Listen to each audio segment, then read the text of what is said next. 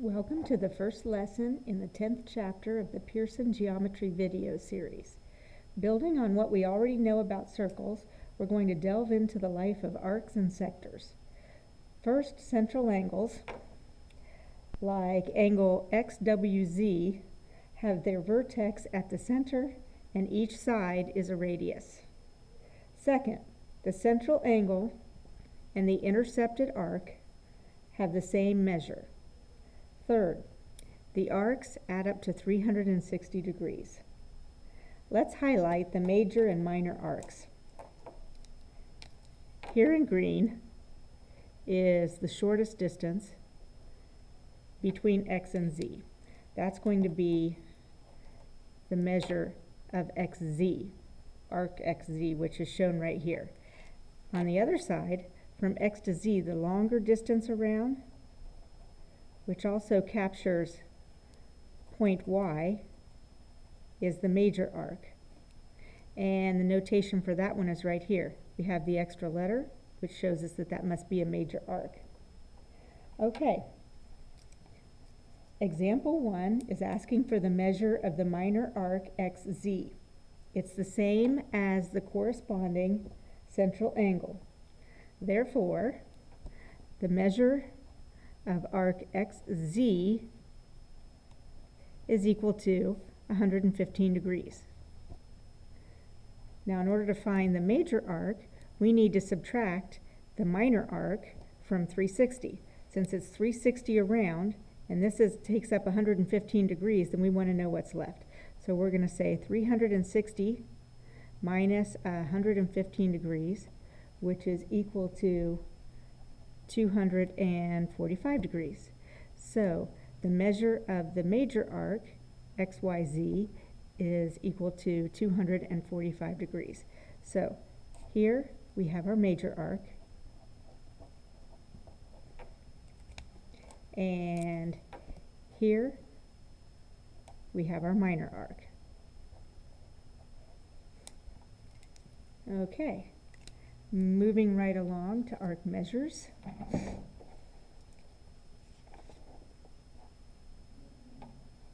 We have underneath arc measures here, this is circle P, and we have two arcs that are marked congruent, which means that also these two angles are going to be congruent.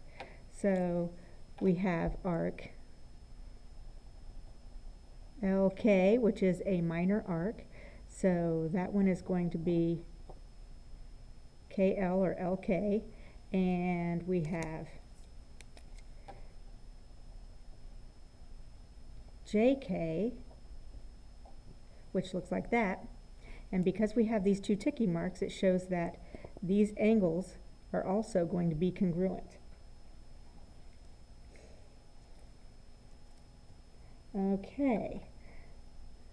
Therefore, we can say down here that congruent central angles, these are both central angles because their vertex is at the center, congruent central angles intercept congruent arcs, and congruent arcs are intercepted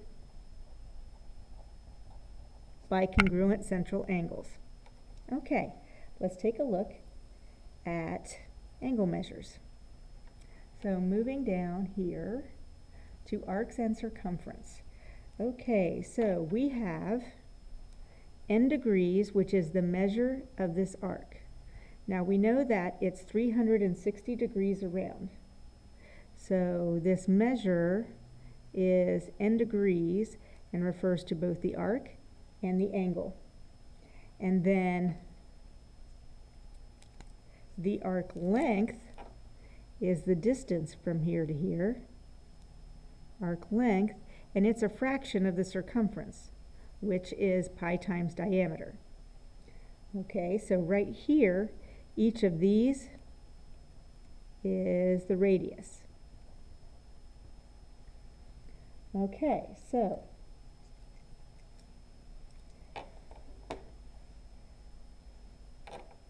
and also keep in mind, remember that your circumference is just the perimeter of a circle. So we have a formula for finding arc length right here. So we take x over the entire circumference, which is going to be pi times the diameter, so whatever this is times 2 times pi, equals your arc measure, which is n over 360. All right, so let's take a look at finding arc length. And you'll notice that we have two different formulas here. So let's get out a visual. We have measurements in degrees and measurements in radians.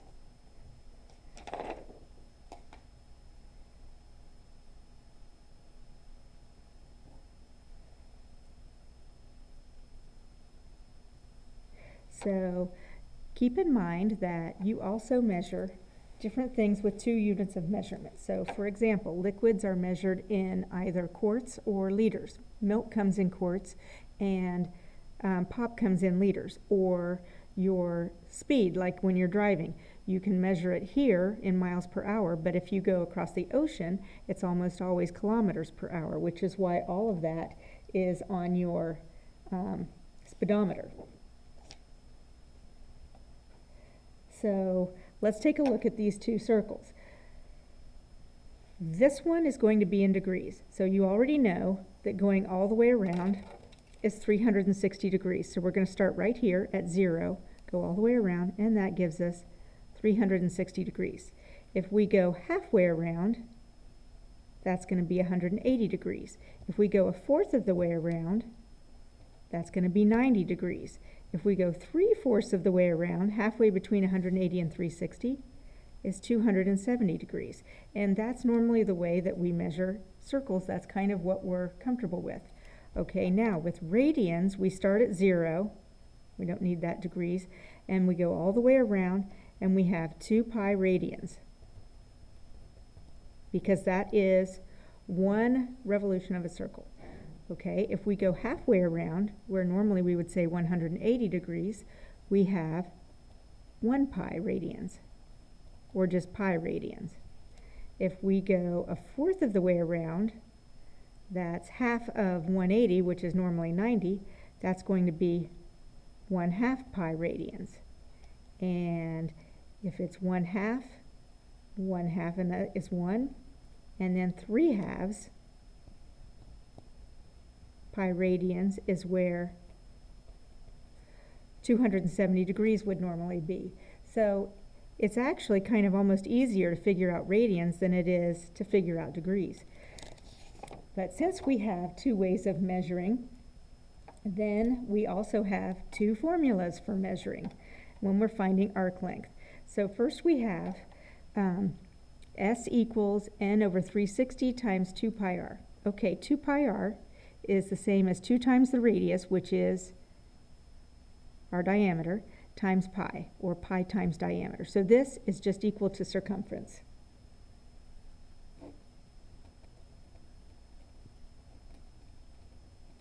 Okay, here we have our angle measure. So n is equal to the angle measure. So we have our angle measure out of 360, which is just a fraction of the circumference, times the circumference.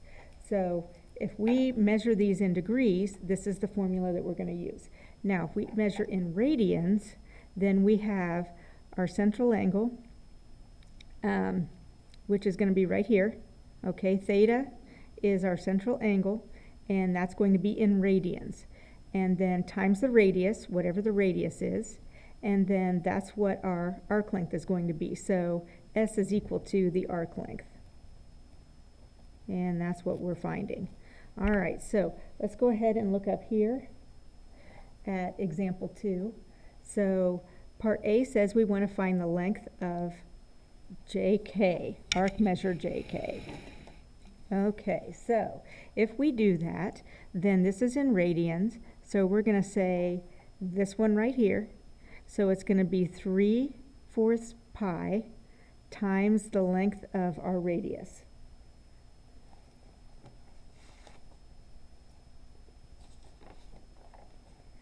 So we can write that as 3/4 pi times 5. Now, if we go ahead and reduce that, we're going to get 15 pi over 4. Now, this is an application. If someone said, what is the length of that arc? And you said 15 pi over 4, nobody would know what that means. So we're going to go ahead and put that in the calculator. 15 times 3.14 divided by 4. And we're going to end up with something in the neighborhood of 11.8, which is going to be our answer. Okay, now let's do the same thing with HK. So we have 3/4 pi and 1/3 pi, and if we subtract those from 2 pi, which is what it is all the way around, that's going to give us HK. So if we change this, 2 pi in 12ths is going to be 24, and 3/4 in 12ths is going to be 4 times 3, so 3 times 3 is 9, and 1/3, 3 times 4 is 12, 4 times 1 is 4 4/12. So we're looking at 9/12 plus 4/12, which equals 13/12, and then 24/12 minus 13/12, which equals 11/12. So we've got 11 pi over 12. All right, so that's what we want to figure out. So we're going to say 11 pi over 12 times our radius, which is 5. So we end up with 55 pi over 12. And if we go ahead and put that in the calculator, 55 times 3.14 divided by 12, then we're going to end up with something in the neighborhood of 14.4. Okay, now let's say that we weren't given radians. Let's say that we were given degrees. If we rewrite this, and there's a process for this, there's a formula that goes with it, but if we rewrite this, then we end up with 135 degrees for this angle. And this one right here would be 165 degrees. So let's say that we're given degrees instead. Let's go ahead and plug those in. So we would have 135 over 360, okay, that's this part right here, times 2 times our radius times pi. Okay, our radius is 5, so 2 times that would be 10, so times 10 pi. Okay, so we can cancel out our zeros, and we're left with 135 pi over 36. And if you put that in your calculator, you are going to end up with about 11.8, which is what we got when we used radian measures. Okay, now let's try it with this. With HK, we have 165, so we're going to say 165 over 360 times 2 times our radius, which is 10, times pi. Okay, and that's just pi times the diameter.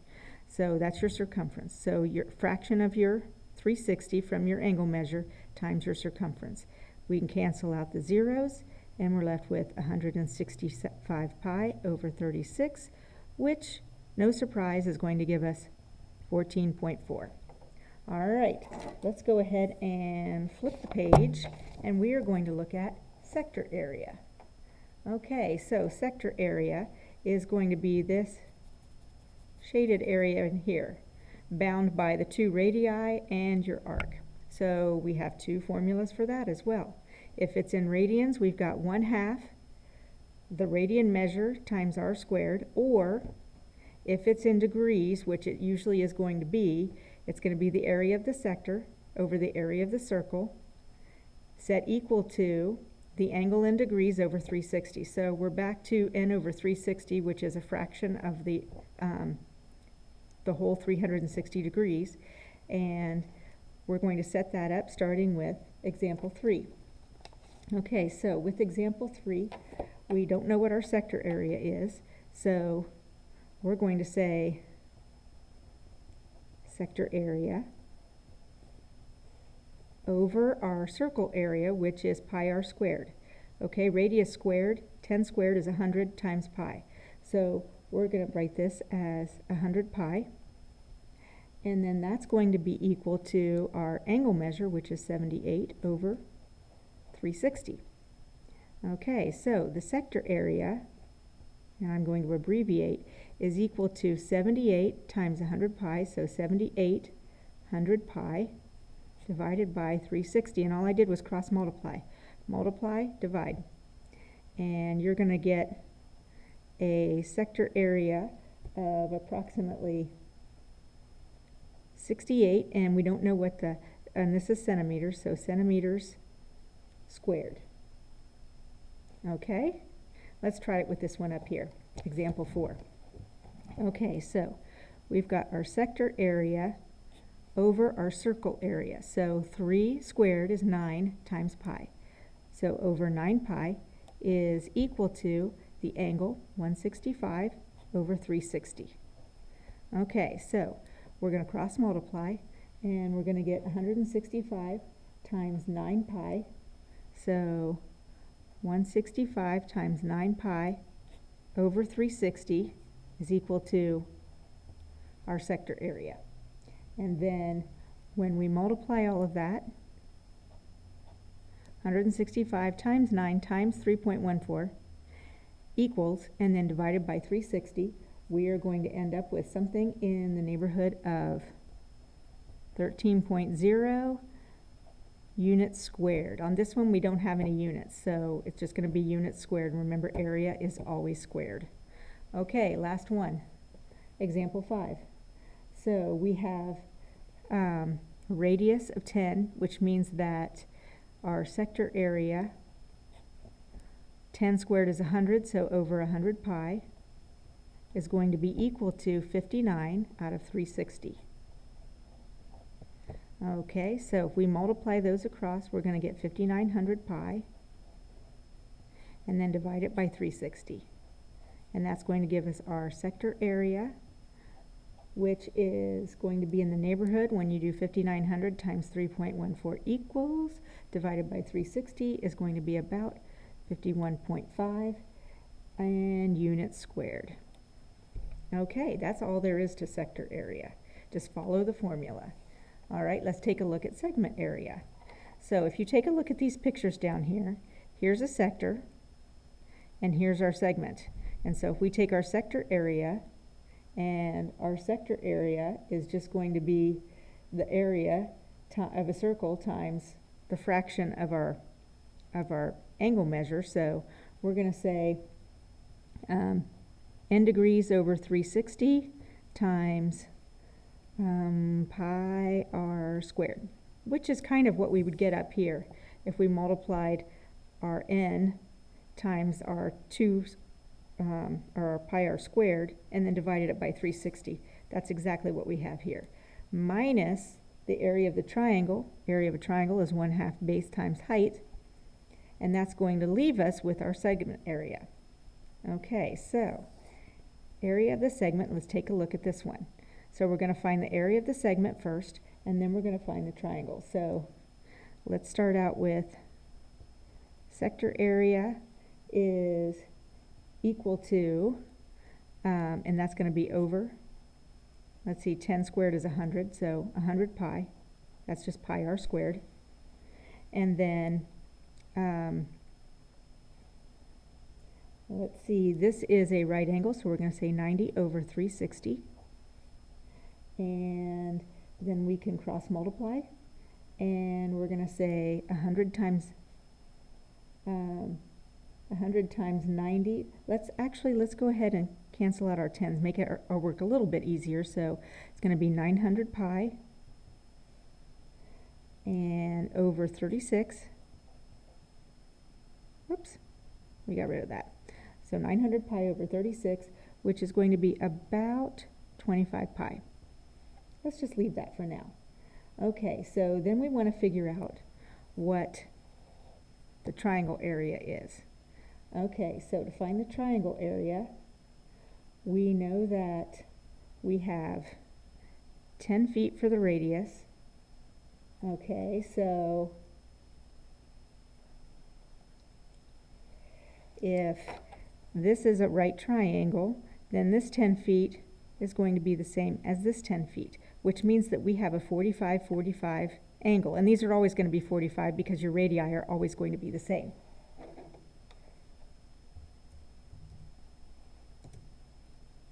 So we're going to have, if you have 10 feet on the side, then that means that MN is going to be 10 radical 2, because we just multiply them by 10 radical 2.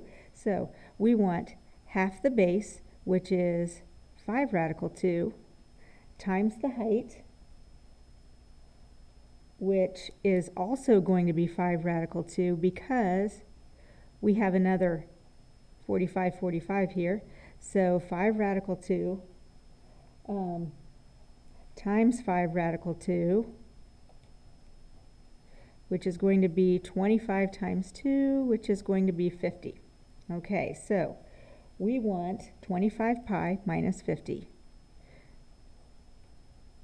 So 25 pi minus 50. So area of the sector minus area of the triangle. And when you put that in the calculator, you're going to get about 128.5.